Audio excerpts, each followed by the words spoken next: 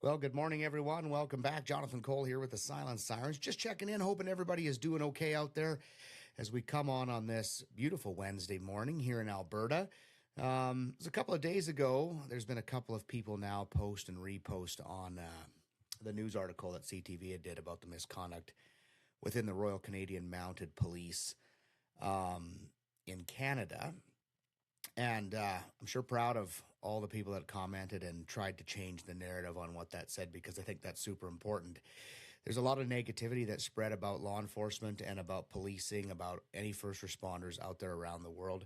And it seems to be that most of the time news outlets, feel that it's best to report only on what is negative about first responders, about law enforcement, rather than what is positive.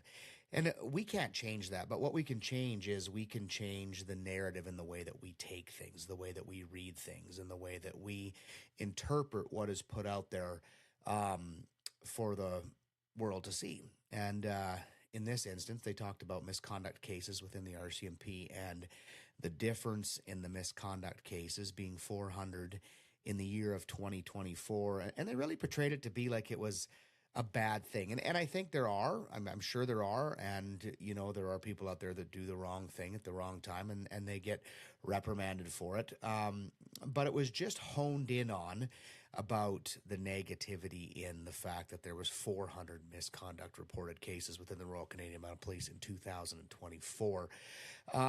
So when I read that, I'm really proud of the MPF. They reposted it. The Quiet Professionals, thank you for what you did. You made that a lot better. You quickly tried to change the narrative for all the membership out there, and I appreciate that. That is an excellent thing to do, and I believe that it is very important for first responders, for you guys out there, to try to change the narratives and what is written about the first responder world every day. So I just wanted to come on here and read what I want to put out there as how I see this narrative, or the way that I feel that this narrative should be written. So take a listen to this. Let me know what you think.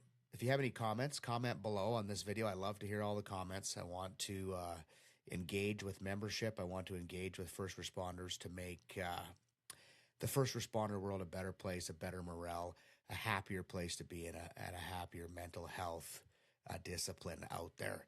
So here's how I think it should be said, and I want to hear your thoughts on it. Recent reporting on employee conduct within the Royal Canadian Mounted Police has focused heavily on misconduct statistics from 2024. While numbers alone can appear concerning at first glance, a closer look reveals a far more important and encouraging story. One of accountability, one of transparency, and the overwhelming professionalism of Canada's National Police Force. In 2024, the RCMP employed more than 21,600 members, regular and civilian, across the country. Of that workforce, fewer than 2% were involved in misconduct investigations. That means that 98% of you, RCMP employees, continue to serve Canadians with integrity, dedication, and respect for the law. These are officers responding to emergencies in the middle of the night. These are investigators working tirelessly on complex cases. And they are the community members coaching your youth teams, volunteering locally, and building trust in rural and urban communities alike. They represent the true face of modern policing in Canada. Rather than relying solely on punishment, the RCMP conduct process emphasizes learning and professional growth.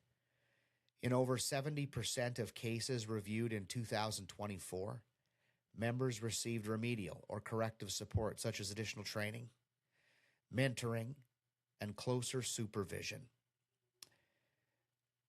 What often gets lost in the headlines is the reality of what happens in police work.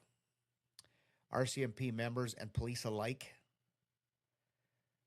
face high-risk situations, traumatic events, long hours away from their families, and intense public scrutiny.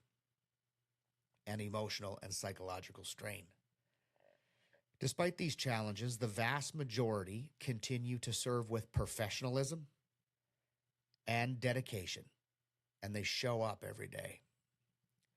They support victims, they protect communities, and they uphold Canadian values.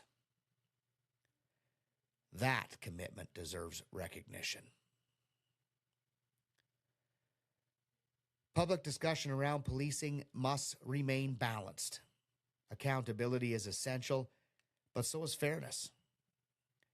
When attention focuses exclusively on small numbers of cases, it risks overshadowing the thousands of RCMP members who serve honorably every single day. Their work saves lives.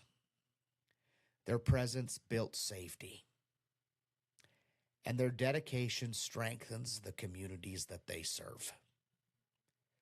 They're the foundation of what is public trust in law enforcement. The 2024 RCMP's conduct report is not a story of failure.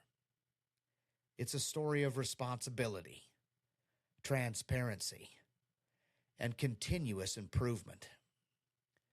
It shows an organization that takes misconduct seriously, supports professional growth, and remains committed to serving Canadians with integrity.